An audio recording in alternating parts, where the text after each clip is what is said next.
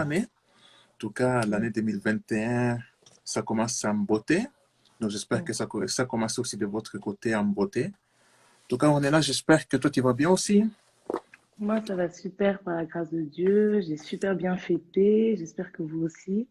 Mais Dieu bien nous a fait sûr, bien grâce sûr. encore d'entrer en 2021, hein. Ah oui, ah oui. C'est vrai qu'avec tout ce qui s'est passé en 2020, on se disait si vraiment on allait entrer en 2021, mais Dieu a fait vraiment grâce. Donc, nous sommes vraiment reconnaissants. Amen. Voilà. Dieu est vraiment Bon, bon. alors là, nous allons vraiment commencer. Nous allons juste recommander ce petit moment entre les mains du Seigneur et après, on Mhm. commence. Seigneur, nous voulons te dire merci pour ce petit moment que tu nous as accordé. On laisse tout entre tes saintes mains, que tu puisses être avec nous comme Alpha, tu puisses commencer avec Alpha et tu puisses aussi terminer avec nous comme Oméga.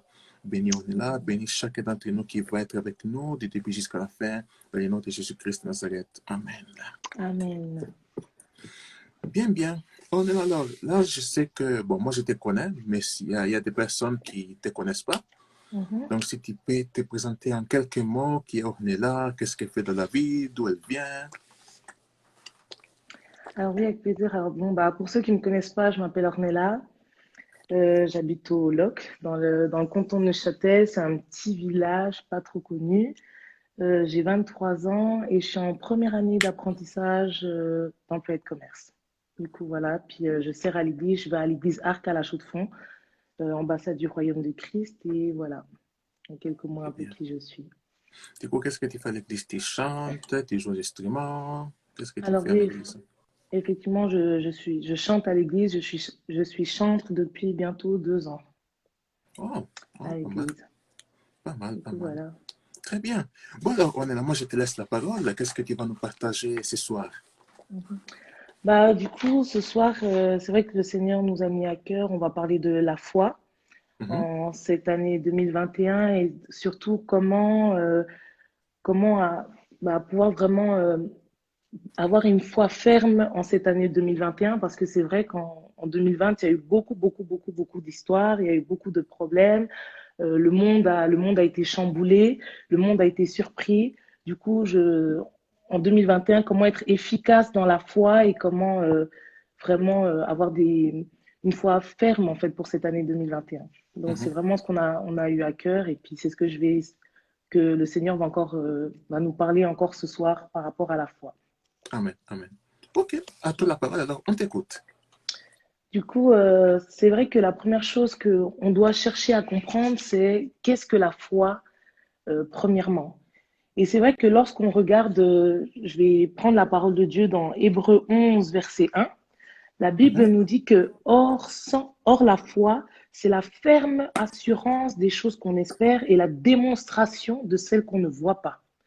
Du mhm. coup, par rapport à ce verset, c'est vrai que ce soir, je vais essayer de beaucoup imager parce que je suis quelqu'un de très visuel et j'ai besoin vraiment qu'on puisse clairement comprendre où on veut aller par rapport à la foi. La Bible nous dit que, or, la foi est une ferme assurance des choses qu'on espère. Je vais imaginer ça avec, en fait, un couple. Lorsque, par exemple, on est dans une relation, ou dans un début de relation, on a souvent des promesses de la personne en face, du conjoint. C'est-à-dire que la personne va peut-être nous donner des promesses en disant oui, on va se fiancer, oui, on va se marier, oui, on va construire des maisons, on va faire telle et telle chose. Du coup, par rapport à ces promesses-là et ce qu'on vit avec la personne, on va faire quoi? On va s'accrocher à cette parole-là. On va Mhm, s'accrocher aux promesses que ce conjoint ou cette conjointe va nous donner. Et moi, par rapport à ça, j'aimerais nous amener en fait à ce qu'on comprenne que la foi, Dieu nous dit, je vais encore prendre juste un autre verset aussi avant de continuer. mhm. Le verset, c'est voilà, que Dieu ne ment jamais. Je vais juste prendre Nombre 23, 19, Ouais. juste pour qu'on puisse comprendre. Nombre 23, 19, la Bible nous dit ceci. Dieu n'est pas un homme pour mentir, ni le fils d'un homme pour revenir sur sa décision. Ce qu'il Amen. a dit, ne le fera-t-il pas? Ce qu'il a déclaré, ne l'accomplira-t-il pas? Donc, en gros, c'est pour arriver au sens que lorsqu'un humain te fait une promesse, lorsque tu t'accroches à cette promesse, Enfin, dans le sens où quand tu veux rentrer dans le mariage, tu t'accroches à ses promesses. Et c'est ça qui te permet d'aller plus loin dans la relation, de te dire non, il m'avait promis ça, il m'avait dit ceci, il m'a dit qu'il irait voir mes parents, il a dit qu'on allait se fiancer, il a dit qu'on allait se marier. Ça veut dire que lorsque tu es seul, même si une amie ou un ami vient te dire, ah, tu sais, Giovanni, la fille que tu fréquentes là, elle fait telle et telle chose, toi, tu vas dire non. Tu vas en fait, lorsque tu vas te retrouver seul, ruminer sur les promesses et les choses que cette personne-là t'a dites, en te disant non, je la connais, elle m'a dit ça, elle m'a dit ceci, elle m'a dit ça, et tu vas t'accrocher à ça en fait pour arriver jusqu'à la fin de la relation en fait que vous avez. Et c'est la même chose avec le Seigneur. Le Seigneur nous a Effectivement. donné des promesses, le Seigneur nous a dit des choses. Et comme je viens de le lire dans Nombre, la parole nous dit Dieu n'est pas un homme pour mentir. Ça veut dire qu'en cette année 2021, on doit vraiment comprendre que chaque promesse que Dieu nous donne, c'est avec ces promesses-là qu'on doit s'accrocher. Mais j'aimerais, avant de continuer, qu'on comprenne une chose. C'est que si on n'a pas la parole de Dieu en nous, ça veut dire que, comme j'ai bien dit, pour s'accrocher, il faut avoir quelque chose à quoi s'accrocher. Ça veut dire que si tu n'as pas la promesse, tu ne peux pas t'accrocher. Tu ne peux pas t'accrocher au vent, tu dois t'accrocher à quelque chose. Voilà pourquoi il est important d'avoir la parole de Dieu en nous pour pouvoir s'accrocher à ça. Mais le problème d'aujourd'hui, c'est que soit on ne connaît pas Dieu, soit on ne lit pas simplement la parole de Dieu. Du coup, on n'a rien de quoi s'accrocher. On s'accroche à des choses vaines. On te donne une parole par-ci, on te donne une parole par-là, mais toi, pendant un moment, ta foi, elle est bancale. Mais pour avoir cette foi ferme, tu dois vraiment t'accrocher à la parole de Dieu. Surtout que Dieu nous dit qu'il ne ment jamais et qu'il accomplit toujours ce qu'il dit. Donc, c'est vraiment pour cette année 2021, j'aimerais vraiment qu'on prenne la résolution de pouvoir garder les promesses de Dieu dans nos cœurs. C'est la seule chose qui va permettre qu'on puisse s'accrocher. Et ce qui nous rassure encore et qui rassure mon cœur et que j'aimerais rassurer quelqu'un ce soir, c'est que lorsque Dieu dit quelque chose pour ta vie, lorsque Dieu dit une promesse, il l'accomplira certainement. Dieu ne ment jamais. Il dit toujours ce qu'il fait. Il accomplit toujours ce qu'il dit. Le problème d'aujourd'hui, c'est que on a beaucoup de facilité à croire un homme. Pourtant, l'homme ne connaît pas son lendemain. L'homme ne connaît pas ce qui va t'arriver demain. Même dans 10 minutes, aujourd'hui, Giovanni, tu ne peux pas me dire, Ornella, il va t'arriver ceci, Ornella, il va t'arriver cela. Mais Dieu, lui qui nous connaissait avant la fondation du monde, c'est-à-dire que Dieu, c'est toute chose qui va t'arriver dans 10 minutes ou même demain. Mais ce Dieu-là, on ne veut pas s'accrocher à lui. Mes frères, mes sœurs, pour tous ceux qui sont connectés ce soir, je t'exhorte et je t'encourage vraiment à t'accrocher à la parole de Dieu. En cette année 2021, prends la résolution de t'accrocher à la bonne personne. C'est vrai que l'humain est bon, mais sachez que l'humain aussi a ses faiblesses et surtout l'humain a ses limitations. Aujourd'hui, on ne peut pas, aucun humain n'a le pouvoir de savoir qu'est-ce qui va m'arriver demain. Qu'est-ce qui va arriver dans une année? Qu'est-ce qui va arriver dans 6 mois? La preuve, 2020 nous a tous surpris. 2020 nous a tous surpris. On était tous dans un stade où le coronavirus est arrivé. On était tous surpris. Ça a chamboulé le monde entier. Mais aujourd'hui, pour éviter de se retrouver dans cela, prends la résolution de dire Seigneur, déjà de chercher la volonté de Dieu. Seigneur, que veux-tu pour cette année 2021? De te rappeler des promesses que Dieu t'avait données dans ta vie. Et j'aimerais, avant de continuer, qu'on comprenne une chose, c'est que, vous savez, Dieu nous aime infiniment. Dieu nous aime infiniment. Et il a des plans merveilleux pour nous parce que beaucoup vont dire, oui, mais si Dieu existait, il n'y aurait pas des guerres. Si Dieu existait, il n'y aurait pas, le coronavirus ne serait pas arrivé en 2020. Si Dieu existait, il n'aurait pas permis ceci et cela. Mais je vais te donner un exemple. Comme j'ai dit, je veux beaucoup imager, pardon.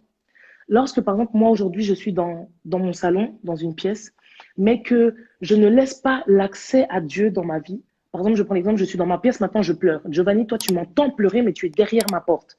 Tu es derrière ma porte, tu m'entends pleurer dans la pièce. Et tu essayes d'entrer chez moi, mais moi, j'ai fermé la porte à clé. J'ai fermé, tu toques, tu me dis, Ornella, laisse-moi entrer. Ornella, laisse-moi entrer. Ornella, laisse-moi entrer. Et tu m'entends pleurer. Tu veux venir à mon secours. Et aujourd'hui, c'est ça le problème. C'est que beaucoup ne veulent pas laisser entrer le Seigneur dans leur vie et dans leur cœur. Prends la résolution vraiment de chercher le Seigneur. Si toi, tu ne connais pas encore le Seigneur qui est mort à la croix pour toi, le Seigneur qui s'est dépouillé de toute sa puissance, qui a décidé de mourir à la croix. Vous imaginez, aujourd'hui, ta mère peut te dire qu'elle t'aime. Ton père peut te dire qu'il t'aime.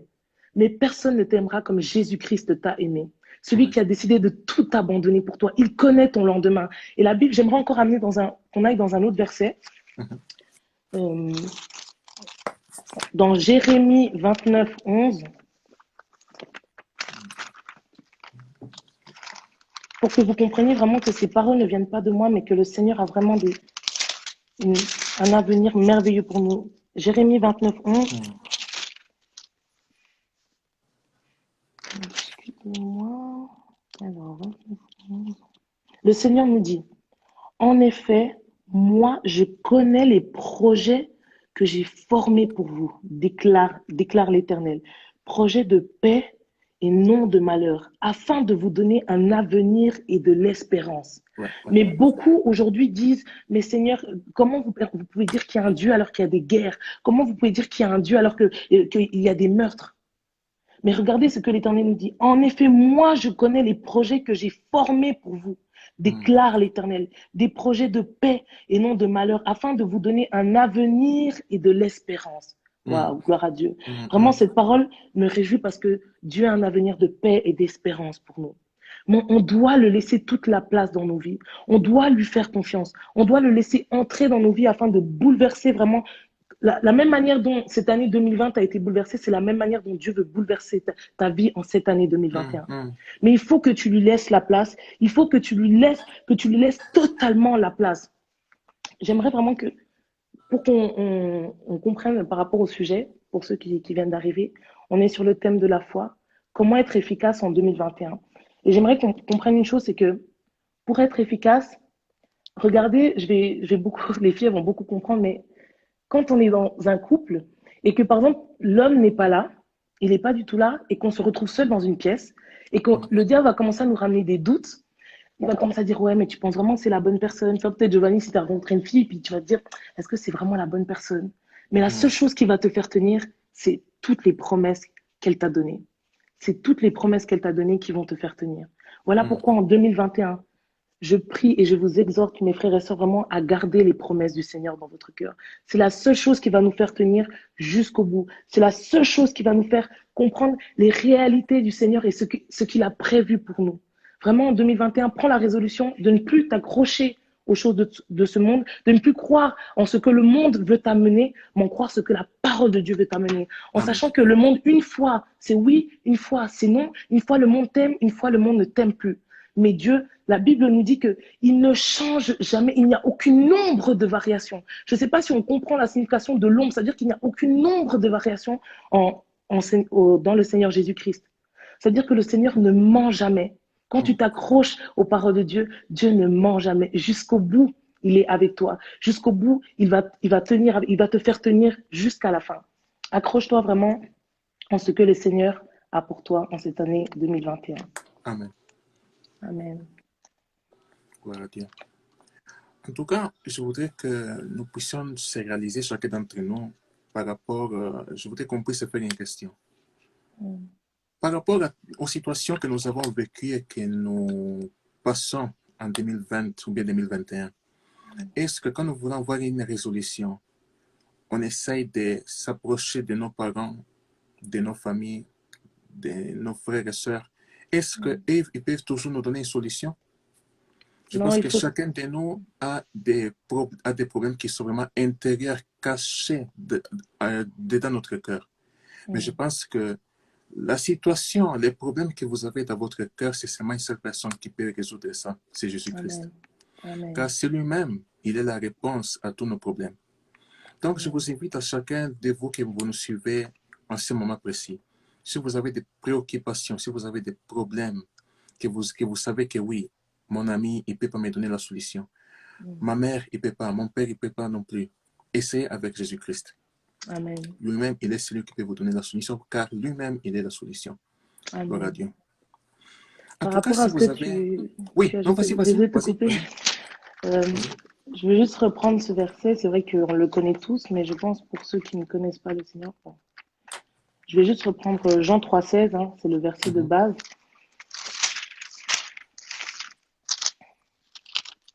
La Bible nous dit ceci. En effet, Dieu a tant aimé le monde qu'il a donné son Fils unique afin que quiconque croit en lui ne périsse pas, mais ait la vie éternelle. Et par rapport à ce que disait Giovanni, j'aimerais vraiment vous exhorter à savoir que la solution ne se trouve pas en nos parents, la solution ne se trouve pas en nos amis, et la solution ne se trouve pas en nos collègues, à nos camarades de classe. Non, la solution se trouve uniquement en Jésus-Christ. Comme l'a dit mon frère Giovanni, je pense qu'on est tous passés dans nos vies dans des moments très difficiles. Peut-être même toi qui m'écoutes, tu passes un moment très difficile. Tu as l'impression que tu es seul, que personne ne te comprend. tu as l'impression que le monde t'est tombé dessus. Tu as déjà cherché la solution partout. Des fois, on essaie même de se plonger dans tout ce qui est l'alcool, dans tout ce qui est la drogue, dans tout ce qui est les boîtes de nuit. Moi, la première, pour juste un peu donner un minute de mes témoignages, je suis passée aussi par la drogue, par l'alcool, par l'impudicité, par toutes ces choses parce que je cherchais simplement en fait à remplir ce vide que j'avais au-dedans de moi. Ce vide en fait où bah, j'avais pas grandi avec mon père ni avec ma mère, j'ai grandi un petit peu et j'ai vraiment voulu remplir ce vide. J'ai cherché la solution justement dans l'alcool, la drogue, surtout dans les hommes, parce que en soi l'alcool, la drogue, ça n'a pas fonctionné pour moi, mais Mhm. surtout dans les hommes. J'ai cherché la solution. En fait, je cherchais à ce qu'on m'aime pour ce que j'étais. Je cherchais à ce qu'on m'aime pour la. Je me disais, mais je suis pas mauvaise, je suis pas méchante, et je voulais simplement en fait que quelqu'un m'aime. Et la solution s'est trouvée en Jésus. Ce n'est pas moi qui l'ai cherché, mais c'est lui qui est venu à moi en fait. C'est lui qui s'est approché de moi et qui m'a démontré son amour. Donc, comme disait mon frère, vraiment, si toi aujourd'hui tu cherches la solution ou toi aujourd'hui tu penses que la solution c'est peut-être ton copain, c'est peut-être ta copine, ta meilleure amie, ta mère, ta sœur, détrompe-toi. La solution, c'est Jésus-Christ de Nazareth. C'est le seul qui peut bouleverser une vie. C'est le seul qui peut transformer une vie. Il a transformé ma vie et je crois qu'il peut aussi transformer la tienne. Amen. Amen. Revenons quand même dans ton témoignage parce que là, tu as dit que Jésus, il s'est révélé à toi et il t'a complètement transformé. Mhm. Il y a sûrement des gens qui se disent, mais oui, il t'a transformé comment? Il s'est révélé comment? Parce que peut-être des gens ils vont se poser la question, mais oui, peut-être j'ai eu la même chose que toi, mais peut-être ils n'arrivent pas à comprendre que c'était Jésus qui toquait à la porte de leur cœur. Mhm. Donc, comment est-ce que Jésus, il est entré dans ta vie? Comment est-ce qu'il t'a changé? Comment est-ce qu'il s'est manifesté? Amen. Bah, c'est la partie que j'attendais. Alors, il faut savoir que, si je peux commencer depuis le début, hein, bien Bien sûr, sûr, bien sûr. bah, j'étais avec mes parents, enfin, je vivais avec mes parents bah, quand j'étais encore toute petite. Mes parents ont divorcé, j'étais très, très, très, très jeune. Et il faut savoir que je n'ai pas vraiment de souvenirs de mon père quand j'étais jeune. Je me souviens que de ce que j'ai vécu avec ma maman. Et les vastes souvenirs que j'ai de moi quand j'étais jeune, c'est que je voyais que des coups, tout le temps des coups. Ça veut dire que, en fait, j'ai grandi dans une maison où mon père battait ma mère. Du coup, j'ai grandi comme ça. Mon père frappait énormément ma mère. Il y a même encore une année de ça, ma mère m'a annoncé justement que même quand ma mère était enceinte de moi, mon père la battait. Du coup, ma mère a failli. En fait, les médecins avaient déclaré que j'étais morte dans le ventre de ma mère. Et Hmm. ma mère, bah, elle ne connaissait pas le Seigneur, mais elle m'a simplement parlé en fait en mon dialecte et m'a dit que si j'étais vivante, que c'était maintenant que je devais manifester parce que les médecins allaient m'enlever. Et c'est à ce Hmm. moment-là que j'ai mis un immense coup à ma mère et ma mère a crié dans l'hôpital, ma fille est vivante, ma fille est vivante. Wow. Et du coup, c'est un peu comme ça que je suis arrivée. Donc, j'ai grandi, je vivais avec ma mère. J'avais des souvenirs de mon père qui venait souvent les week-ends pour m'amener des jeux dans la cour parce que ma mère ne voulait pas trop, enfin, avec tout ce qu'elle a vécu, tout ce qu'elle avait vécu avec mon père, elle voulait plus que mon père s'approche d'elle ni de moi. Du coup, elle a voulu un peu se venger. Donc, elle a empêché mon père de me voir, à part si c'était pour venir m'apporter des cadeaux ou c'était pour lui donner de l'argent. Du coup, Mhm. j'ai grandi un peu comme ça. Du coup, ça, c'était à Neuchâtel. J'ai grandi comme ça avec ma mère. Ma mère s'est remariée avec un autre homme.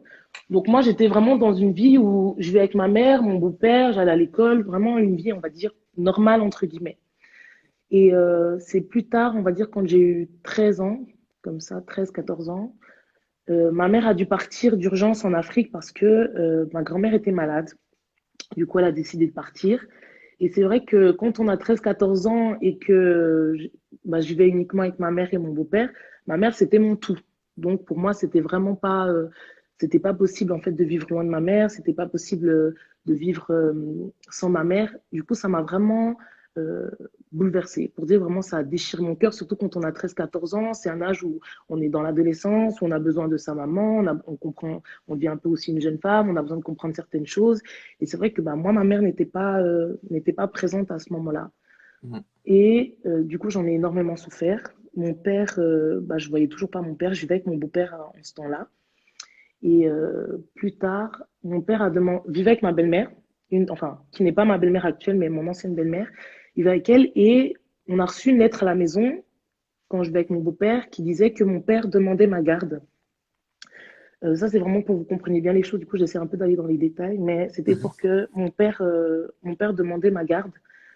Du coup, j'ai dû aller vivre avec mon père en sachant que bah, mon père, je le connaissais pas plus que ça, à part bah, dans la cour où il venait m'apporter des cadeaux, puis c'est tout. Je le connaissais pas plus que ça.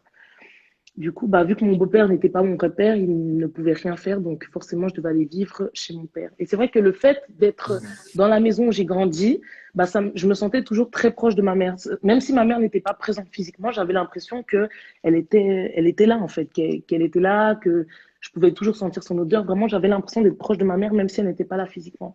Du coup, le fait que je dois aller vivre avec un homme qui était mon père, mais que je ne connaissais pas plus que ça a vraiment été dur, en fait, pour moi.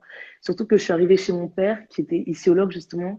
Il a ouvert la porte de la chambre et il y avait un matelas posé par terre. Il n'y avait rien d'autre et je me suis dit, oh mon Dieu, où est-ce que je suis arrivée? On m'arrache de ma mère, on m'arrache de mon beau-père pour m'amener dans une ville qui s'appelle Le Loc. Je ne connaissais même pas alors que j'habitais à Neuchâtel. Pour rentrer dans une chambre où il y a un matelas et c'est tout. Du coup, vraiment, j'avais la haine totale contre mon père. J'avais la haine contre mon père parce que je me suis dit, en fait, il m'arrachait de ce que j'avais de plus précieux. Et c'est à partir de là, en fait, où ma vie a vraiment commencé, mais pas dans le bon. C'est que j'ai rencontré après des amis avec qui je suis toujours amie aujourd'hui, qui sont vraiment, vraiment incroyables. Du coup, j'ai commencé à faire ma scolarité ici, j'ai commencé à grandir ici. Et là, il faut se dire que j'avais déjà 15, 16 ans. J'entrais même dans ma 17e année et j'ai commencé à aller en boîte de nuit, même 18e année, je pense. J'ai commencé à aller en boîte de nuit, comme un peu tous les jeunes d'aujourd'hui. Je me disais que c'est ça la vie. Du coup, quand je vous dis que vraiment du 1er janvier, en plus j'étais en première année d'apprentissage, donc du 1er janvier au 31 décembre, j'étais en boîte de nuit. Donc tous les week-ends, j'étais en boîte de nuit. Et il faut savoir que à l'époque, j'étais une grosse voleuse. Ça veut Ah dire que oui?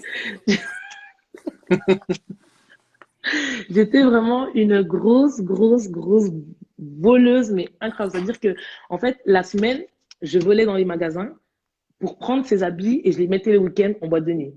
Donc vraiment, j'étais une grosse voleuse.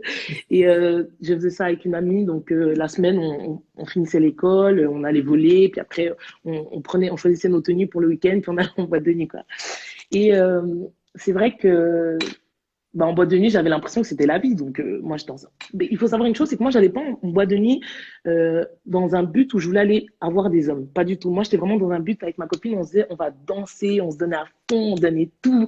Vraiment, on croyait trop qu'on était les plus belles. Genre, ma copine et moi, on se disait que, genre, au-dessus de nous, il n'y avait pas plus. Qu'on était vraiment les plus Juste belles qui pour existent. s'amuser. Ouais, voilà, c'est ça. Vraiment, nous, c'était pour nous amuser. Et il faut savoir encore, ce que je dois préciser, c'est que quand j'étais chez mon père, j'allais en boîte de nuit le week-end parce que mon père n'était pas là. Mon père n'était pas là, du coup, je profitais, je me faisais vraiment passer pour quelqu'un que je n'étais pas là. Mon père, que j'étais pas. Mon père pensait que j'étais cette fille un peu sage, un peu, vous voyez quoi, un peu trop mignonne, genre trop carrée, maquillée et parfaite, alors que, hey, j'ai un boîte de nuit fort. Et c'est vrai que quand je vivais avec mon père, comme je vous ai dit, il avait une copine.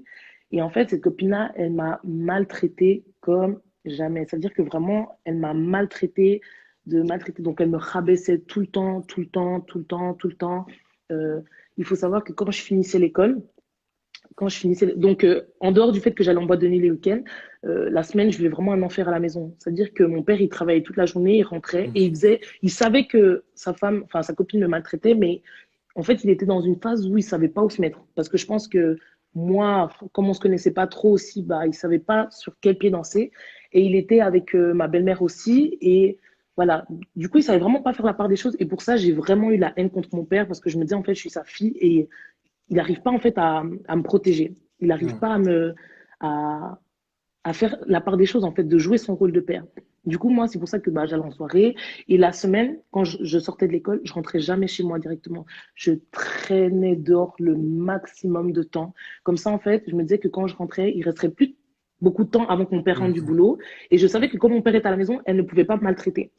Du coup, vraiment, je traînais dehors, je traînais dehors, je traînais dehors. Après, je rentrais. Et il faut savoir qu'à chaque fois que je rentrais, bah, elle me criait dessus, elle m'humiliait, elle me rabaissait, elle insultait ma mère de, voilà, je ne vais pas dire le mot, mais de bip, vraiment de. devant moi, vraiment, elle insultait ma mère d'une manière, voilà, c'était vraiment de l'abus, quoi. Je préfère pas aller plus loin.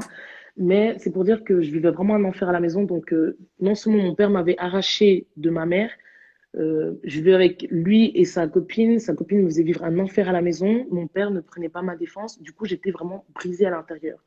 Et il faut savoir aussi que la première année, en fait, où je suis venue vivre avec mon père ici au Loc, pendant 6 mois, si je ne me trompe pas, je faisais tous les soirs des cauchemars où mon père, il partait la nuit pour aller frapper ma mère.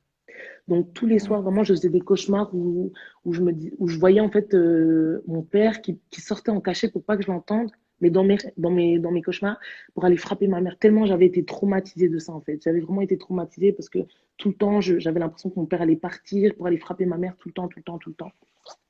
Et c'est vrai que la première fois, ça a été là où j'ai fait ma première petite prière, en sachant que je ne connaissais pas Dieu. Et j'ai demandé comme ça avec un cœur innocent.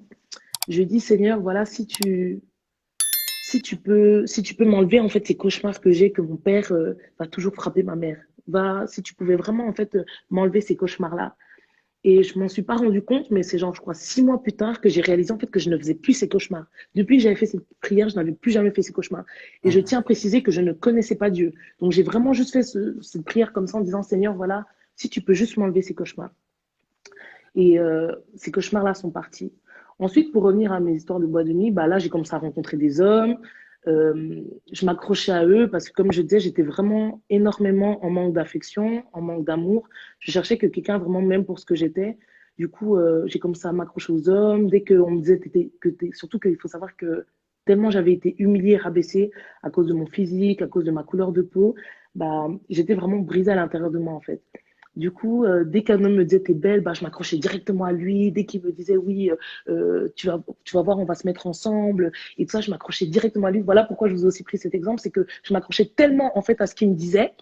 Et je me suis dit oui, on va aller. Et moi, j'étais vraiment dans une optique où je me disais tout le temps oui, je vais me marier avec lui, oui, on va former une famille. Vraiment, je m'accrochais à ces hommes-là. Et il faut savoir que j'ai vraiment, je suis vraiment allée d'homme en homme. C'est-à-dire que j'ai vraiment accumulé les hommes parce que je cherchais un amour que ces hommes-là ne pouvaient pas me donner, mais je ne le savais pas. C'est vraiment plus tard que je l'ai découvert, en fait. C'est vraiment plus tard que j'ai découvert que personne ne peut nous aimer comme Jésus-Christ nous a aimés.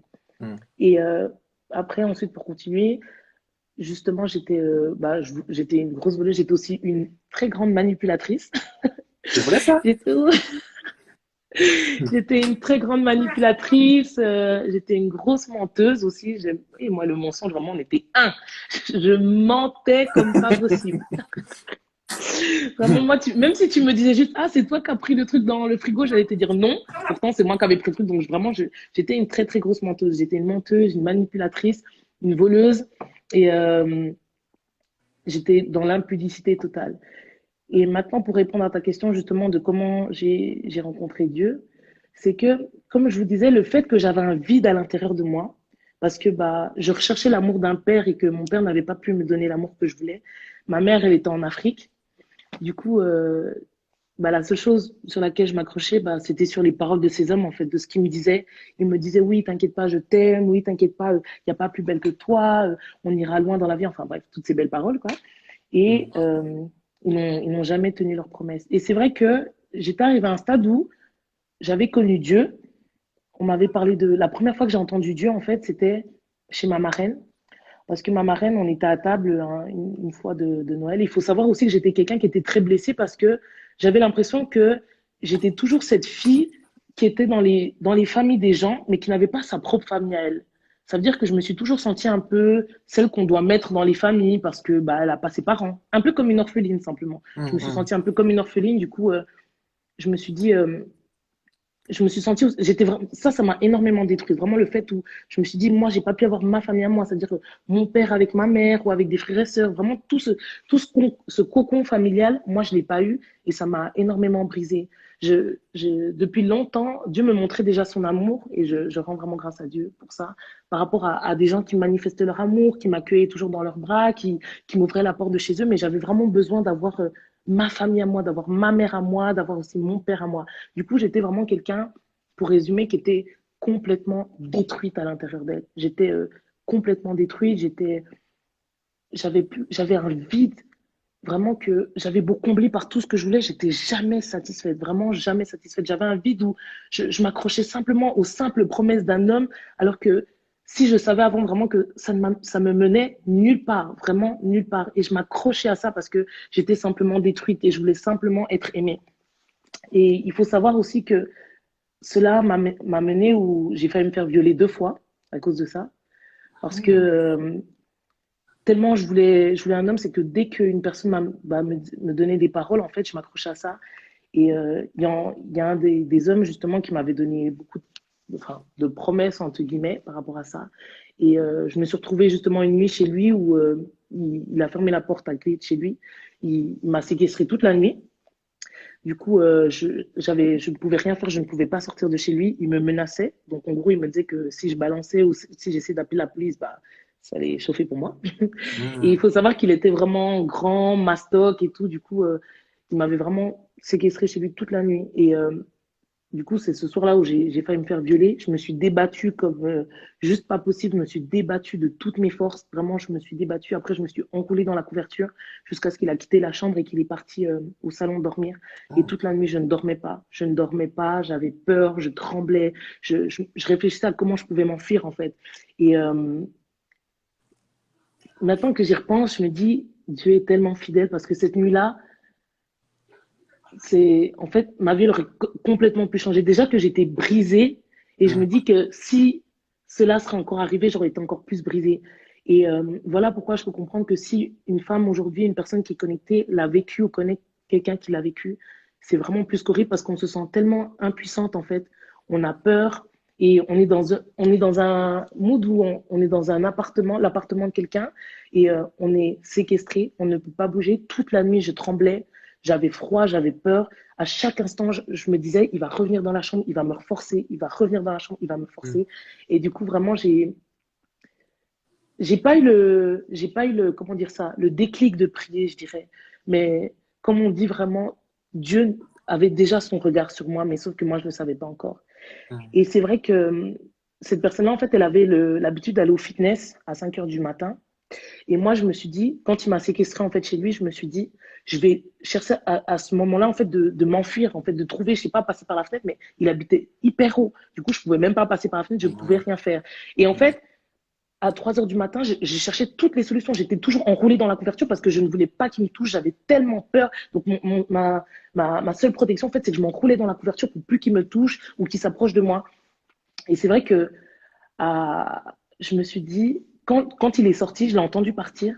Je n'ai pas entendu en fait qu'il avait fermé la porte. Et j'ai voulu m'enfuir dès qu'il est parti, mais il avait fermé la porte. Et il m'a envoyé un message, il m'a dit, tu crois que tu vas pouvoir partir, tu crois que tu vas pouvoir t'enfuir? Et j'ai eu encore plus peur en fait. Je me suis dit, je vais jamais m'en sortir. Je pouvais appeler personne parce que j'avais honte, j'avais peur. Je me disais, même si j'appelle des amis, qui va pouvoir venir m'aider, qui va venir me protéger? S'il voit qu'il y a des gens devant sa porte, il va peut-être, je sais pas. Je me suis vraiment imaginé toutes les choses du monde. Et après, par la grâce de Dieu, je ne sais pas par quel miracle, j'ai pu sortir. Et je ne vous dis pas comment je suis partie en courant. Vraiment, j'ai fui, j'ai fui. Et malgré cette expérience-là, j'ai pas eu peur. Enfin, ça m'a pas que j'ai pas eu peur, mais ça m'a pas traumatisée. Ça veut dire que j'ai continué à aller voir des hommes, j'ai continué à aller voir des hommes, jusqu'au jour où en fait, il y avait l'ami d'un de mes cousins, pour qu'on arrive là où ma conversion a commencé réellement. Il y avait l'ami d'un de mes cousins avec qui on se fréquentait, on s'était rencontrés en boîte de nuit, on s'entendait vachement bien. Du coup, il habitait à Genève, du coup, j'allais tous les week-ends à Genève, j'allais tout le temps le voir et tout, on se fréquentait et tout. Donc vraiment, moi, j'étais devenue in love, quoi. C'était vraiment un grand amour. Je me suis dit, on va se mettre en couple, il va m'aimer. Enfin, c'était vraiment ça que je recherchais. Et jusqu'au jour, en fait, où, en fait, on était toujours dans un mood où je sortais en boîte de nuit avec une autre amie. Et une fois, cette amie-là, elle m'appelle. Et c'est vrai que ce gars, j'étais vraiment accrochée à lui. Et cette amie-là, elle m'appelle pour me dire, oui, Ornella, écoute, tu vois, le gars que tu fréquentes et tout, il veut qu'on fasse une partouze, les trois. Et là, je me suis dit, attends, comment ça, une partouze? On va faire quoi? Comment ça, une partouze? C'est pas possible, il ne peut pas faire une partouze, il est avec moi, c'est pas possible. Et en fait, ça m'a tellement brisée ce jour-là, j'ai tellement été anéantie parce que il avait dit en plus de ça à son ami, à mon cousin, oui, j'apprécie vraiment Ornella, ça fait longtemps que je suis plus comme ça avec une fille. Et moi, je me suis dit, on va se mettre en couple, on va être trop bien et tout, machin. Je me suis dit, ça va être trop bien. Et en fait, quand elle m'a dit ça, ça m'a tellement brisée parce que je me suis dit, encore une fois, On s'est foutu de moi, encore une fois, en fait, Mm. on m'a menti, en fait, on m'a utilisé. Et j'ai vraiment ressenti par rapport à cette relation qu'il il m'a utilisé. Et c'est à ce moment-là que j'ai crié à Dieu. Ça veut dire que j'étais arrivée à un stade de ma vie où j'avais entendu parler de Jésus, Dieu avait fait des choses extraordinaires pour moi. Pour revenir juste un peu en arrière, ma mère était encore en Afrique et ma marraine, une fois quand j'avais passé un Noël chez elle, elle m'avait dit, non, c'était pas un Noël, je sais pas, une soirée en tout cas chez elle, elle m'a dit, si tu pouvais demander quelque chose à Jésus, on est là, qu'est-ce que tu lui demanderais? Et j'ai dit, juste qu'il fasse revenir ma mère. Et c'est vrai que cette nuit-là, quand je suis allée dormir, j'avais juste besoin de ma mère en fait. Et cette nuit-là, quand je suis allée dormir, j'ai vu une personne tout en blanc s'approcher de moi. Je ne voyais pas son visage, mais juste une personne en blanc. Et il me disait, je ferai revenir ta mère. Et il faut savoir une chose, c'est que ma mère, elle était bloquée au Cameroun depuis 2 ans. Donc, il n'y avait vraiment aucune possibilité pour que ma mère revienne en Afrique. Elle était vraiment bloquée. Donc, il n'y avait pas de possibilité que ma mère revienne en Suisse. Et j'avais juste fait cette prière. Et dans mon rêve, Dieu m'avait dit, je ferai revenir ta mère. Et 2 semaines après, justement, ça c'était juste pour revenir un peu en arrière avant que je reparte, euh, j'étais dehors avec des copines et tout. Puis mes copines, elles me disent, ouais, on est là, viens, on va chez toi et tout. Puis je me dis, oh, vous voulez faire quoi? On va faire quoi chez moi? Elles me disent, viens, on va chez toi et tout. Et là, on arrive à la maison, je vois qui sur le canapé? Ma mère. Et là, je me Oh, suis dit, c'est pas voilà bien. possible. Je me suis dit, c'est pas possible. C'est pas possible. Ma mère, elle était bloquée en Afrique depuis 2 ans. Donc, Dieu a vraiment écouté ma prière et il a agi. Mais malgré ça, justement, pour revenir maintenant où j'en étais, ça a pas vraiment percuté ma vie. C'est-à-dire, ça n'a pas changé. Je continue à vivre ma vie. On m'avait dit, oui, tu vas accepter le Seigneur Jésus. J'ai dit, oui, oui, je vais l'accepter. Oui, je l'accepte. Donc, j'avais dit un peu des paroles en l'air comme ça. Et le moment où vraiment ma conversion a été, donc là, je connaissais déjà le Seigneur, malgré que je continue à aller voir les hommes, je connaissais toujours le Seigneur. Donc j'étais vraiment un pied dans le monde, un pied dans l'église, un pied dans le monde, un pied dans l'église. Il faut même savoir Mm. que le week-end, quand je rentrais de boîte de nuit, pour que mon père ne sache pas que j'allais en boîte de nuit, je devais aller à l'église avec lui et je dormais au culte. Je tapais mes plus Wow. grands comas. Donc je dormais tranquille et dès que le pasteur disait Amen, je faisais Ah, Amen. Et et mon père, il me disait, ça va, tu dors bien? J'ai dit, oui, oui, je dors bien. Alors qu'en fait, j'avais passé toute la nuit en boîte de nuit et Mm. j'étais rentrée genre à, on va dire, 7 heures du matin et j'ai enchaîné. J'ai enchaîné la boîte de nuit et ensuite l'église. Donc j'étais vraiment un pied dans le monde, un pied dans l'église. Et il faut savoir aussi que j'avais fait, entre guillemets, c'était pas une promesse à Dieu, mais j'avais dit à Dieu, oui, Seigneur, je ne veux plus de ça, je ne veux plus des hommes, je ne veux plus rien de tout ça. Donc vraiment pour dire que j'ai essayé par mes propres forces. J'ai essayé par mes propres forces de me dire, bon, je vais arrêter les hommes, je vais arrêter les boîtes de nuit, je vais arrêter tout ça. Mais je vous dis bien qu'à chaque fois, je retombais. À chaque fois, je retombais. À ce fameux jour où, comme je vous disais, ma copine m'a annoncé que bah, ce garçon voulait une partouze et ça m'a complètement brisé. Mm. Je suis allée au boulot le lendemain. J'ai tout cassé. Il faut savoir que j'étais dans la vente avant, dans un magasin de chaussures. J'ai pris Ouais. et je commençais à 6 heures du matin. Du coup, j'étais seule dans le magasin. J'ai commencé à crier. Je pleurais. En fait, là, vraiment, c'était mon cœur qui se déversait. Parce que j'étais arrivée à un stade où je me disais, j'en peux plus.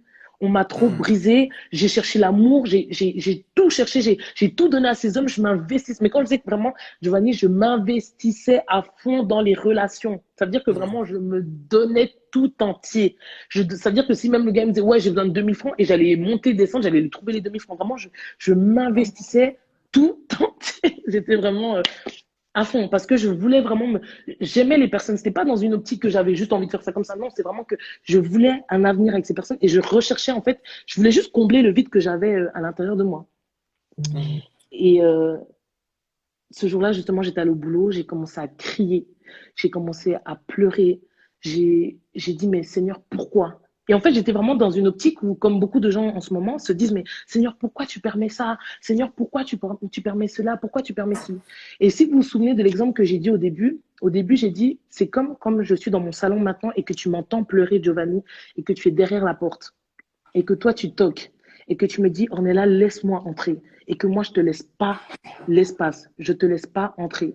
Et moi, c'était ça, en fait. C'est que il faut savoir une chose à ceux qui sont connectés ce soir, c'est que tes pleurs, tes souffrances, tout ce que tu traverses, Dieu les connaît et Dieu les voit.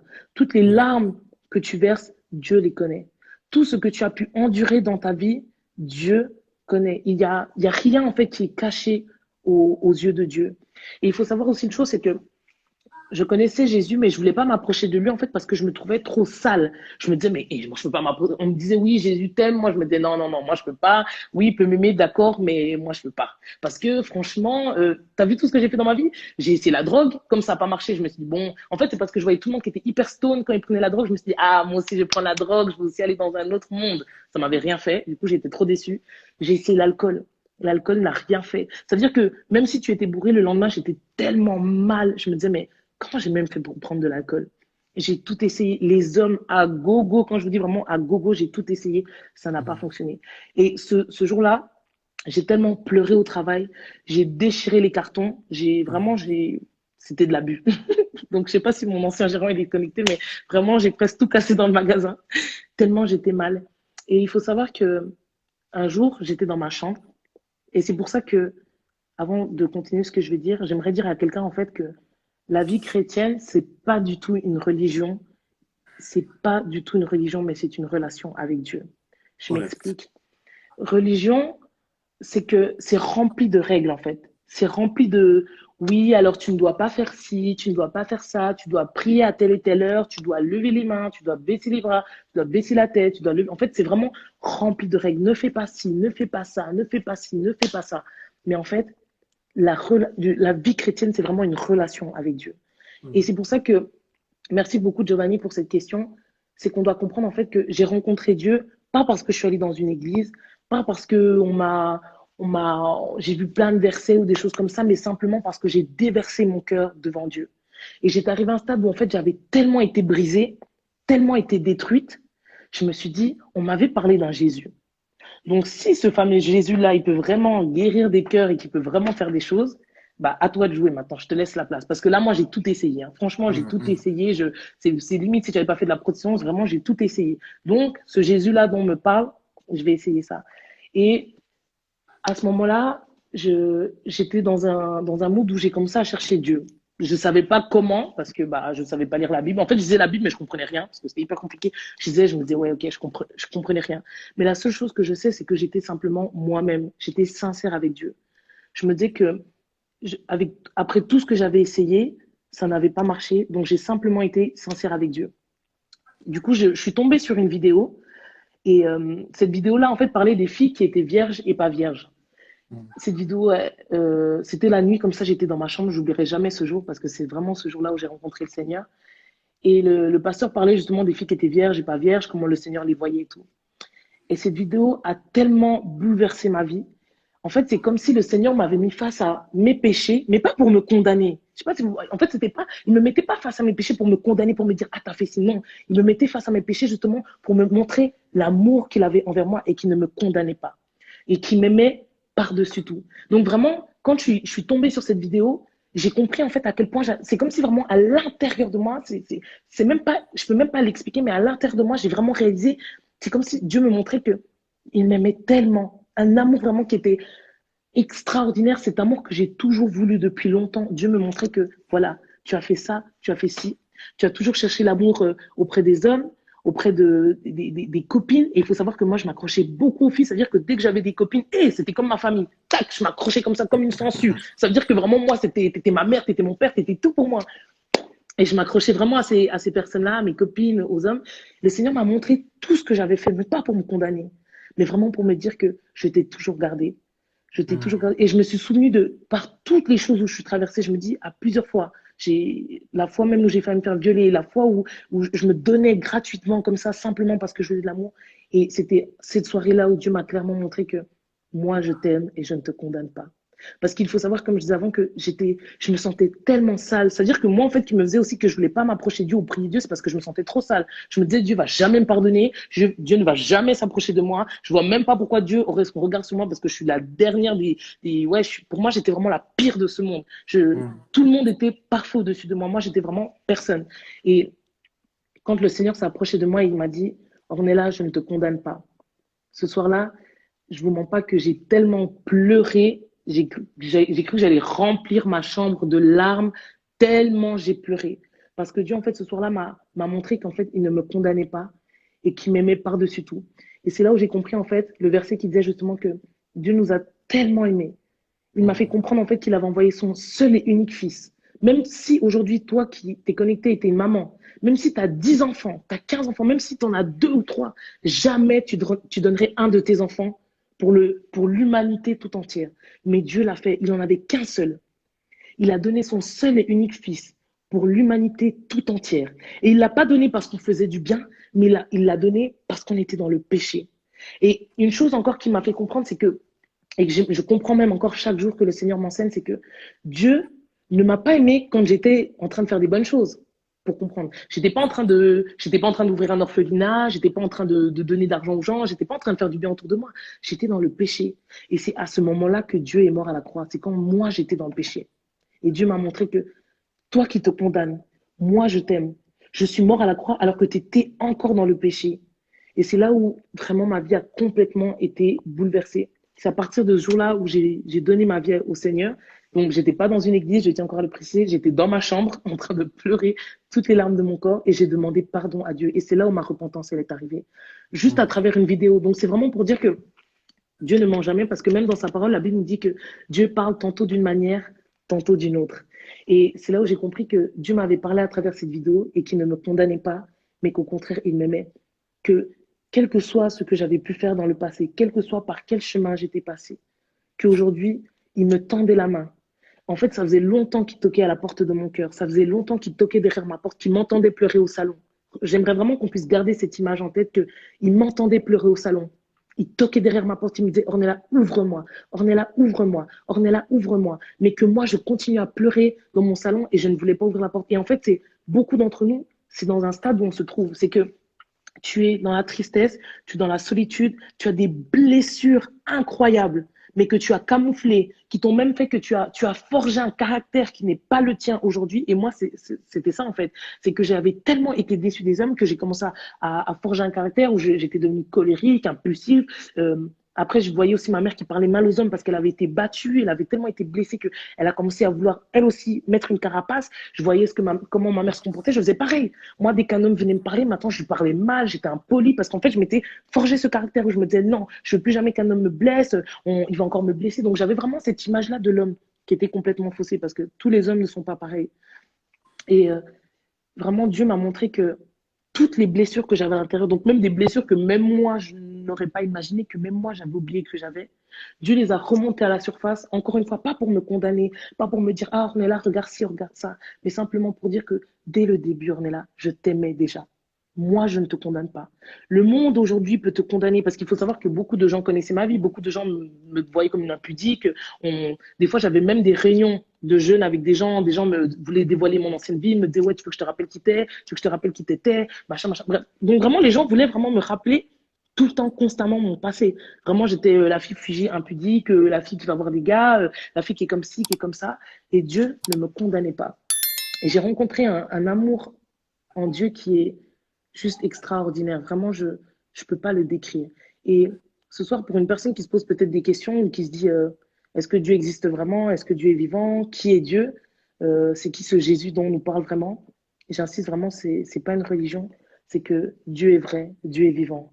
Et que, comme je disais avant, c'est que chaque larme que tu as versée, vraiment chaque larme, chaque douleur que tu as ressentie, Dieu est au courant de cela. Et c'est pas que Dieu ne veut pas agir dans ta vie, c'est pas que Dieu ne veut pas faire quelque chose dans ta vie, c'est simplement que tu ne lui laisses pas l'accès dans ta vie. Il faut savoir une chose, c'est que Dieu est un gentleman. C'est-à-dire que Dieu ne force pas, il ne force personne. C'est pour ça que j'aime beaucoup, j'ai une collègue qui dit toujours ouais, mais vous voulez me convertir en votre religion là? Et ce qu'on lui dit, c'est que déjà c'est pas une religion, mais on veut pas te convertir, c'est une vie. Ça veut dire que Dieu ne te force pas. Et même moi, si aujourd'hui je te parle de mon témoignage ou je te parle de Jésus, Dieu ne te force pas. Dieu est simplement, et il veut simplement en fait te dire que moi je t'aime, mais laisse-moi entrer dans ton cœur. On l'a lu avant dans Nombre, Dieu a tellement des projets de paix et de bonheur. Vraiment, à vous tous qui êtes connectés, sachez que ma vie a totalement été bouleversée depuis que j'ai rencontré Jésus. C'est pas des blagues, c'est pas des slogans. Des fois, on a vraiment tendance à le dire comme ça en mode oui, Dieu a changé ma vie, Dieu a bouleversé ma vie. Mais je vous dis, Dieu a transformé totalement ma vie. Ça veut dire que la Ornella que j'étais avant, même moi, je vous mens pas, même moi, des fois, j'ai pas l'impression que c'était moi. Et même pour vous dire, il y a pas longtemps, je me suis même dit, mais comment j'ai pu faire ça? Comment j'ai pu agir comme ça? Comment j'ai pu laisser un homme me toucher? Comment j'ai pu déshonorer? Comment j'ai pu donner mon corps si facilement? Comment j'ai pu croire en tous les mensonges qu'on m'a donnés? Comment j'ai pu vouloir me plonger dans la drogue? Comment j'ai pu vouloir me plonger dans l'alcool? Vraiment, j'aimerais dire à quelqu'un ce soir que tu sois chrétien aujourd'hui. Si tu es chrétien aujourd'hui, mon frère ou ma sœur, reviens réellement à Jésus. Ne sois pas cet orné-là que j'étais avant. Une fois, tu as un pied dans le monde. Une fois, tu as un pied dans l'église. Fais un choix. Sache que Dieu ne nous force en rien du tout. C'est soit tu décides de totalement lui donner ta vie, soit tu restes dans le monde. Dieu ne te force pas. Mais si moi, aujourd'hui, Ornella, je suis passée où j'allais me faire violer, Dieu m'a protégée, j'allais me faire violer, je ne sais pas si on se rend compte que j'étais séquestrée dans un appartement. J'ai donné mon corps facilement à des hommes. J'étais une manipulatrice, j'étais une menteuse. Comment je vous dis que Jésus n'est pas une religion? Jésus, c'est une relation parce qu'il a changé ma vie. Aujourd'hui, aucun de nous ne peut arrêter son péché si ce n'est par l'aide de Dieu. C'est impossible. Combien de fois j'ai voulu arrêter d'aller voir des hommes par mes propres forces et je ne suis jamais arrivée. Je me disais toujours, ouais, je ne vais plus jamais voir des gars. 2 semaines après, j'étais où? J'étais chez un gars. Je me disais, ouais, moi, je ne vais plus jamais aller en soirée, je ne vais plus boire de l'alcool, je ne vais plus faire ci. Directement, je le refaisais directement. Je me disais, ouais, je ne vais plus mentir. Dès le moment en fait, où j'ai dit, je ne vais plus mentir, la seconde après, j'avais déjà menti.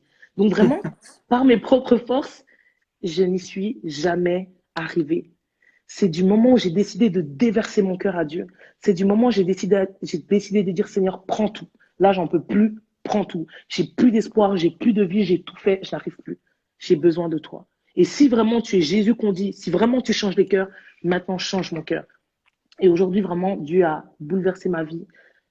Il a transformé ma vie. Donc, j'aimerais dire à toi qui es connecté ce soir, si tu ne connais pas encore Jésus, si tu ne connais pas encore Jésus-Christ de Nazareth, j'aimerais te dire une chose, c'est que il est mort à la croix pour toi. Il est mort alors que tu es même peut-être encore dans le péché. Il est mort pour toi. Prends ce soir la résolution. Prends ce soir la décision de juste. Moi, aujourd'hui, je ne peux pas te prouver parce que beaucoup vont me dire, oui, mais comment tu expliques que Dieu est vivant? Comment tu peux expliquer que Jésus est vivant? Aujourd'hui, je peux ni pas. J'aurais pu être la plus grande savante. J'aurais pu être scientifique. J'aurais pu être la fille la plus intelligente du monde. Je ne peux pas te prouver par A plus B que Dieu existe. Parce que ça, c'est avec la tête. Avec Dieu, c'est le cœur. Ce soir, prends la résolution, prends la décision de déverser ton cœur comme moi je l'ai fait devant Dieu. N'essaie pas d'être quelqu'un que tu n'es pas. N'essaie pas d'avoir honte surtout. Ne te dis pas oui, il faut que je sois comme ça, il faut que je prie comme ça, il faut que je me mette comme ça. Non, déverse simplement ton cœur. Dis simplement ce que tu as à dire à Dieu. Dis Seigneur, j'ai entendu parler de toi. Et si tu existes, Jésus-Christ de Nazareth, révèle-toi à moi. Et je vous dis, le Dieu que je sers se révélera à vous. Parce que, comme on l'a dit avant, il n'est pas un Dieu pour mentir. Il n'est pas un homme pour se repentir. C'est-à-dire que tout ce que Dieu dit est la vérité. Et si moi, il a pu me changer, si moi, il a changé ma vie, il peut aussi le faire pour toi. Si toi, tu as cherché l'amour auprès des hommes, si toi, tes parents, ils t'ont abandonné, si toi, ton copain t'a abandonné, il t'a brisé, si tu as été déçu par des amis, aujourd'hui, prends la résolution, pardon, de totalement lui donner ta vie. J'aimerais dire à quelqu'un que Dieu n'a pas fini avec toi. Et que si tu es encore vivant, ce n'est pas pour rien. Si tu as encore le souffle de vie, c'est parce que Dieu veut encore faire quelque chose avec toi. N'abandonne pas, ne baisse pas les bras. Si Dieu a pu changer ma vie, je tiens vraiment à le préciser. Si je pouvais même, je pleurais, mais j'ai tellement la joie de ce que Dieu a fait de moi. Aujourd'hui, je suis un témoignage vivant que Jésus-Christ est Dieu et qu'il existe. Je vous le dis. Je ne fais pas semblant. Parce que beaucoup vont peut-être me dire, moi j'ai déjà eu des gens qui m'ont dit, oui, mais c'est la maturité, tu as juste grandi. Non, on ne grandit pas, on n'a pas grandi. Adam et Ève, ils ont péché. Le péché est entré dans l'humanité, le péché est entré dans l'homme. Aujourd'hui, prends la résolution de donner ta vie à Jésus-Christ, mais totalement. Plus un pied dehors, plus un pied dedans, mais donne-lui totalement ta vie. Et je te dis qu'il va changer ta vie. Quelles que soient les situations que tu traverses, ça ne sera pas facile. Hein. C'est pas parce que tu es chrétien que tu vas donner ta vie à Dieu que ça ne sera pas facile. Mais une promesse que Dieu nous a dit, c'est que tous les jours de nos vies, il sera avec nous jusqu'à la fin du monde. Prends vraiment cette résolution, donne-lui ta vie. Prends vraiment cette résolution de te donner totalement à toi. Vous savez, même les chrétiens d'aujourd'hui, si aujourd'hui on est un peu froid, on est un peu refroidi, qu'on n'est plus trop comme ça, c'est parce qu'on n'est plus sincère avec Dieu, simplement. On n'est plus sincère avec Dieu. On n'est plus sincère avec Dieu. Ça veut dire qu'on essaye d'être des personnes qu'on n'est pas.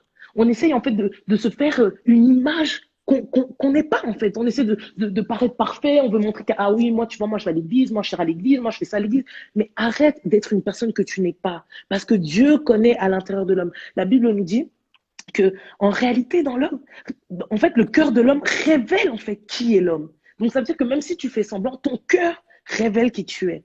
Arrête d'être quelqu'un que tu n'es plus. Sois sincère avec Dieu. Comme j'ai dit avant, soit tu décides de rester dans le monde, mais on sait ce que le monde apporte. Le monde apporte la souffrance. Le monde apporte des douleurs, des promesses que le monde ne tient même pas, qui ne t'amènent nulle part. Aujourd'hui, accepte Jésus dans ta vie. Accepte vraiment Jésus dans ta vie. Comme je le dis et que je vais encore le répéter, c'est que ce n'est pas une religion, c'est une relation. Dieu veut réellement changer ta vie. Dieu veut réellement bouleverser ta vie. Du coup, voilà un peu pour mon témoignage. Je n'ai pas pu tout dire, mais en tout cas, une partie. Du coup, voilà. Voilà Dieu. En Amen. tout cas, on peut terminer le live, hein? Parce que tout a été dit, gloire à Dieu. Donc, vous voyez, les lives d'aujourd'hui se centrent seulement sur le fait qu'il faut faire confiance à Dieu. Amen. Et surtout passer par lui qui est la solution à tous nos problèmes. Amen. Donc, franchement, à quelqu'un, vraiment, je sais qu'il y a quelqu'un qui nous suit en ce moment, qui a des soucis, qui ne sait pas qui peut arranger son problème. Amen. Je voudrais que, même quand le live est terminé, si tu peux aller juste dans ta chambre, fermer la porte et parler à Christ en disant, écoute, si tu existes vraiment, j'ai ça comme problème, est-ce que tu peux résoudre ça? Ce que Christ a fait pour Ornella, il peut le faire pour toi aussi. Amen. En tout cas, cette année, il faut vraiment mettre confiance à l'Éternel et surtout Totalement. avoir la foi en lui. Totalement. Parce que je pourrais dire que, surtout pour cette année 2021, là les gens ils parlent des crises économiques, Covid, beaucoup de choses que vraiment c'est bizarre, mais cette année sera différente pour les gens qui ont la foi en Dieu. Amen. Ils vont parler. Quand il y aura des crises économiques, toi tu ne seras pas touché par la crise économique. Amen. Quand on va commencer à licencier des gens au travail, toi tu ne seras pas licencié. C'est quand ils vont te licencier parce qu'il y a une autre porte qui va s'ouvrir pour toi. En tout cas, il faut avoir foi en Dieu cette année. Et surtout, pas seulement cette année, mais dans les années qui vont suivre. Comme Ornella a dit, la vie chrétienne, c'est une relation. Amen. En tout cas. Et s'accrocher vraiment à ce Dieu-là. Et juste pour le petit mot de la fin, pour dire, rajouter par rapport à ce que tu as dit, comme je vous disais, surtout les filles, j'insiste sur les filles parce que c'est souvent nous qui le vivons comme ça. La même manière dont tu t'es accroché aux promesses qu'un homme t'a données, la même manière dont tu t'es accroché aux promesses que peut-être même ton ancien patron t'a données par rapport à un poste de boulot, la même manière dont tu t'es accroché aux promesses que tes parents t'ont peut-être données, je prie vraiment que maintenant tu t'accroches aux véritables promesses, aux promesses qui ne tarissent jamais, aux promesses qui vont certainement un jour s'accomplir. Ça veut dire les promesses de Dieu. Vraiment. Et comme l'a dit mon frère, c'est que en cette année 2021, je suis persuadée qu'on va nous annoncer encore de nombreuses et de nombreuses choses. Mais toi, accroche-toi aux promesses de Dieu. Et sache que, quel que soit le temps que ça prend, un jour ou l'autre, cela va véritablement s'accomplir. Donc vraiment, soyez bénis. Et je prie vraiment que la grâce de Dieu puisse surabonder encore dans vos vies, que la faveur de Dieu soit sur vos vies. Et je prie que cette année 2021, vraiment pour toi, si tu connais déjà le Seigneur, je prie que tu puisses être attaché au Seigneur plus que jamais en cette année et que tu puisses uniquement avoir les yeux fixés sur Christ. Et si toi, tu ne connais pas encore le Seigneur Jésus, je t'invite vraiment à, comme l'a dit mon frère, à entrer dans ta chambre, à déverser ton cœur devant le trône de grâce parce qu'il se laisse encore trouver. Il t'aime, il ne te condamne pas, il ne te juge pas. Il ne va pas te dire pourquoi tu as fait ça, pourquoi tu n'as pas fait ça. Il ne te juge pas. Mais simplement, déverse ton cœur, sois sincère avec Dieu. Et Dieu va faire des choses extraordinaires dans ta vie. Il va vraiment permettre des choses extraordinaires dans ta vie. Il a des projets de paix et d'espérance pour nous. Et accrochons-nous vraiment à ces paroles pour cette année 2020. Quel que soit ce qu'on va venir nous annoncer, quel que soit ce qu'on va venir nous dire, toi, garde ton cœur attaché au Seigneur, vraiment. Donc, soyez bénis. Vraiment que le Seigneur vous bénisse abondamment. Merci d'avoir partagé puis de vous être connectés. Alors, là, je vois que les gens sont en train de poser quand même des questions. Donc, pour les gens qui ne connaissent pas comment ça fonctionne Instagram, si vous regardez tout en bas, il y a comme un petit cercle avec le point d'interrogation. Et là, vous pouvez poser votre question. Là, je vois qu'il y a déjà quelqu'un, quand on a parlé, il y a quelqu'un qui a posé la question. Moi, je ne vois pas les questions par contre. Oui, oui, c'est moi que je les vois. Ah, ok. Je vais juste les afficher. Ici, tu parles d'ouvrir son cœur. Comment on ouvre son cœur concrètement? Alors, très bonne question. Jeune en action, très très bonne question.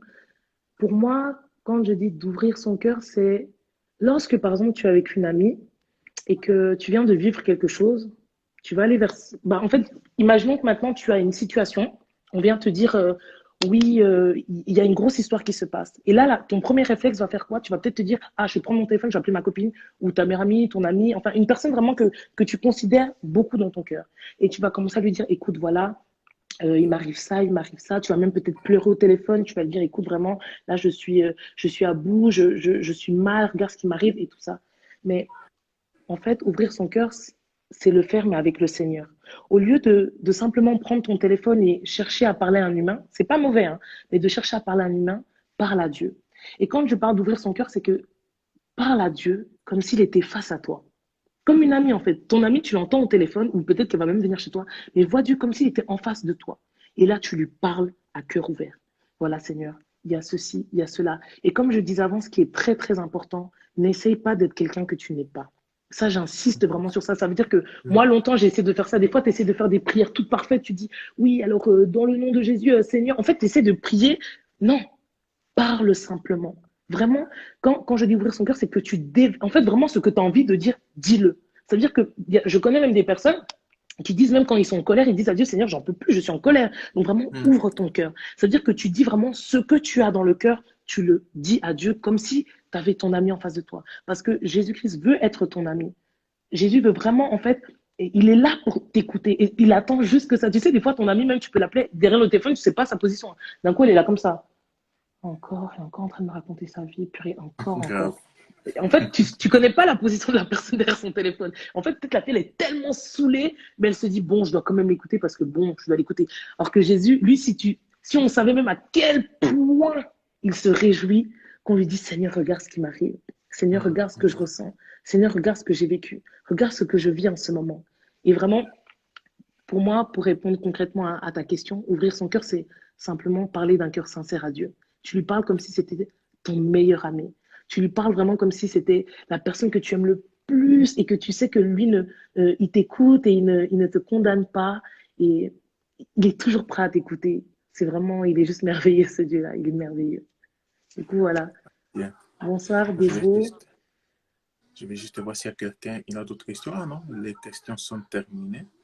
Parce que, wow, c'est assez évident parce que les lèvres aujourd'hui étaient tellement, tellement, tellement claires. Je ne pense Hmm. pas qu'il y a vraiment d'autres questions, mais s'il n'y a pas d'autres questions, alors je laisserai tout simplement toi, Ornella, juste dire un mot de la fin et aussi terminer, faire la prière des clôtures par rapport Amen. à notre émission de ce soir. Volontiers. Alors, pour le mot de la fin, c'est sachez que dans ce monde, même si tu penses que tu rigoles en boîte de nuit, même si tu penses que tu es... Je sais pas s'il y a encore une question, jeune en action. Oui, je vois que Désolée. Jeunesse en Action, il a quelques questions. Donc, on attend alors que Jeunesse en Action fasse la question, comme ça, on va. N'hésitez pas, hein, on n'est pas Ouais, ouais, pressé. en tout cas, on est là, donc c'est mieux de poser parce que là, on va terminer bientôt.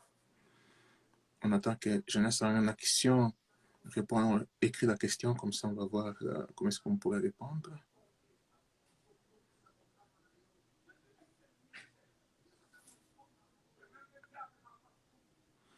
Voilà, la deuxième question est là. Comment peut-il Comment peut-il rester derrière la porte alors que tout ce que nous voulons, c'est qu'il entre? Ok, comment peut-il rester derrière la porte alors que tout ce que nous pensons, c'est qu'il en...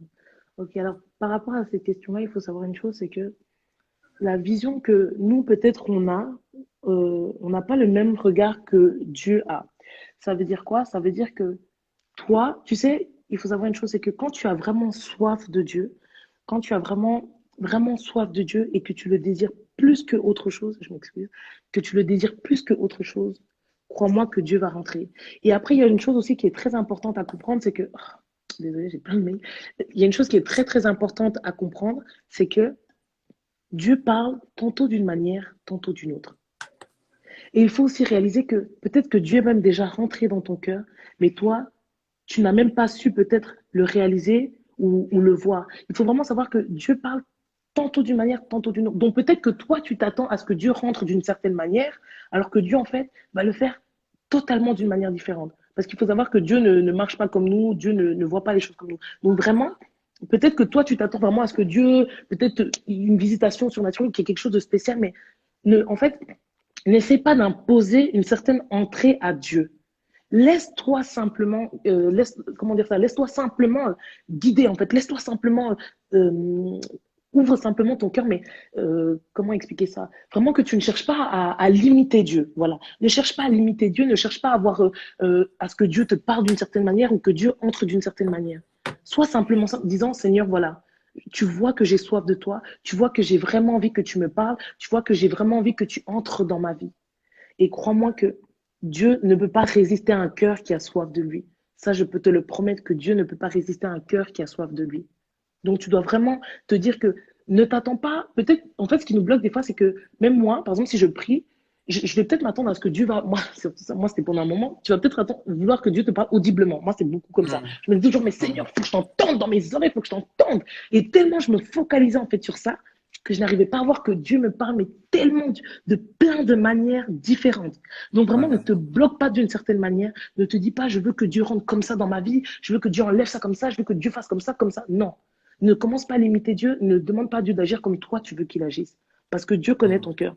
Et si Dieu voit vraiment qu'en toi, il y a une soif pas possible de lui, Dieu va rentrer sans autre. Ça, il ne faut même pas t'inquiéter. Du coup, ne crois pas que, tu sais, le plus grand désir de Dieu, c'est de vivre avec nous, d'être dans notre cœur. Ça, c'est le plus grand désir de Dieu. Donc, crois-moi que Dieu ne peut pas résister à un cœur qui a soif de lui, vraiment. Correct, correct. J'espère que j'ai pu répondre à ta question. Je laisse une question. Si tu as, d'autres questions, ou bien Ou si tu as d'autres questions, tu peux m'écrire aussi en privé, hein, il n'y a pas de Voilà, problème. exactement. Ouais, ouais. C'est aussi Je te faisable répondrai aussi. avec volontiers, ouais. Et bon, après, la question qu'il a fait, c'est quand même une très bonne question parce que Amen. peut-être il y a aussi d'autres gens qui se posaient la même Une question. question. Donc, en tout cas, si tu n'as pas d'autres questions, ou bien si tu veux, tu peux aussi écrire à Ornella en privé. Ouais, Comme ça, vous pouvez alors élargir encore mieux si tu as d'autres questions. amen. Ok, alors comme ça, Ornella, je te laisse alors la suite. Clôturer. Ouais. Du coup, voilà, je vous bénis vraiment, comme je disais avant, que Dieu se souvienne de vous. Merci de vous être connectés. Je crois que Dieu nous a parlé. J'espère que au travers de mon témoignage, ça a quand même pu toucher un cœur, enfin, que vous avez pu, ça peut être plus clair pour vous de qui est réellement Jésus, de comment Dieu nous aime et qu'il ne nous condamne pas. Donc, et que en cette année 2021, vraiment, ne perdez pas la foi. Gardez la foi en ce Jésus-là, ce Jésus qui bouleverse des vies, ce Jésus qui est fidèle et qui n'abandonne jamais ses enfants. Même lorsque nous, on n'est pas fidèle, Dieu lui reste fidèle. Et la différence avec l'homme, c'est que l'homme, justement, est toujours infidèle, il fait des promesses, il ne tient pas, mais Dieu lui reste fidèle quoi qu'il arrive. Donc vraiment, je prie qu'en cette année 2021, vous vous attachiez à Dieu et que Dieu se révèle encore personnellement à chacun d'entre nous. Du coup, je vais prier pour vous, je vais clôturer, si ça va Mhm. pour toi, Giovanni. Bien sûr, vas-y. Alors, Père éternel, Dieu de gloire, nous te bénissons parce que tu es Dieu. Nous te bénissons parce que tu es le roi des rois et le seigneur des seigneurs. Tu es celui qui est assis sur son trône et qui règne éternellement. Nous te rendons grâce, Papa, d'avoir permis ce live, Seigneur. Tu sais à quel point pour moi ce n'était pas facile de partager mon témoignage, Père, mais c'est toi qui m'as fortifié encore, Seigneur. Je te bénis encore pour toutes les personnes qui se sont connectées ce soir, Papa. Je prie encore, Seigneur, que tu puisses te révéler à chacun d'eux, Seigneur, parce que beaucoup ont sûrement des questionnements. Beaucoup, Seigneur, ne savent pas où aller, Père. Mais je sais qu'en toi, j'ai trouvé le chemin. Je sais qu'en toi, j'ai trouvé la vérité. Et je sais qu'en toi, j'ai trouvé la vie. Père, je prie que cela soit le partage de tous ceux qui se sont connectés ce soir, mon Dieu, mon roi. Merci, Papa, pour ce que tu as encore fait en cette soirée. Nous te rendons grâce. Nous te remettons le reste de notre soirée entre tes mains, Papa. Et nous croyons encore, Seigneur, qu'en cette année 2021, que tu es avec nous. Parce que nous nous attachons encore à toi. Et nous gardons la foi, Seigneur, en toi, Seigneur Jésus, parce que nous savons que tu n'es pas un homme pour mentir, ni un fils de l'homme pour se repentir. Merci, Papa, pour ce que tu as encore opéré en cette soirée. Merci encore pour ce que tu veux faire de nous. Merci pour ton amour, Seigneur, qui est indescriptible, Seigneur. Nous te rendons grâce et nous te bénissons. C'est dans le nom tout-puissant de Jésus-Christ que j'ai ainsi prié. Et nous te disons Amen. Amen, amen, amen. Amen. En tout cas, merci beaucoup. Merci Ornella. Merci tout le monde qui nous ont pu suivre aujourd'hui. En tout Merci cas, à quoi vous. dire? J'avais Merci déjà à dit toi, hein, que l'année, Giovanni. j'avais déjà dit que l'année allait commencer en beauté et c'est ce qui s'est passé. Donc, moi, je crois que ce live, ça bénit sûrement beaucoup, beaucoup d'entre vous. Moi, personnellement, Amen. ça m'a béni et sûrement ça bénit chacun d'entre vous. Donc, on va retravailler ça. Comme ça, on va les mettre sur notre page YouTube. Comme ça, vous pourrez les visionner sans problème. Donc, ne vous inquiétez pas, ça sera rediffusé. Alors, du coup, abonnez-vous sur notre page. Abonnez-vous sur la page de Ornella. En tout cas, ça va vous faire beaucoup, beaucoup de bien. Alors, une très bonne soirée. À la semaine prochaine. Bon dimanche et que Dieu vous bénisse.